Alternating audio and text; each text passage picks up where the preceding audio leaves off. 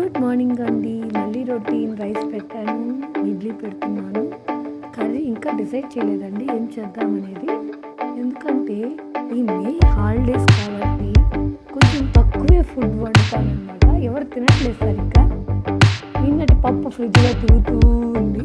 ఇలా తిరుగుతూ ఆ గిన్నెలు తీసి మళ్ళీ ప్యాకింగ్ చేసి మళ్ళీ ఎక్కడో పడేయడానికి, డస్ట్బిన్లో పడేయడానికి మనసు రాదండి, అంత కష్టపడి చేసినది. అందుకే బయట డాగీలు ఉంటాయి కాబట్టి మా వారికి ఇచ్చి డాగీస్ కోసం నేను చెప్తాను.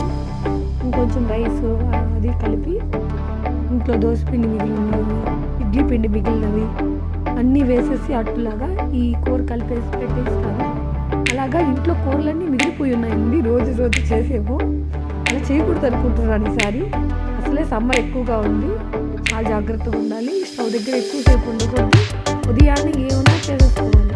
అని ఇడ్లీ పెట్టాను, రైస్ పెట్టాను. తర్వాత కర్రీ పెరిగేసుకున్నామా, మామిడి పండు అనుకున్నామా ఆలోచిద్దాం. అంతే కదండి, చాలా సింపుల్గా వచ్చేయాలి. ఎండలకి ఆర్భాటాలకి పోతే అయిపోతుంది అంటారు కదా. దూల తీరిందా నీకు, దూల తీరిందా. ఎక్కువ స్టవ్ దగ్గర ఉంటే అదే తీరుతుంది అనమాట. తెలియకుండానే బెట్ట తగులుతుందండి. చాలా జాగ్రత్తగా ఉండండి.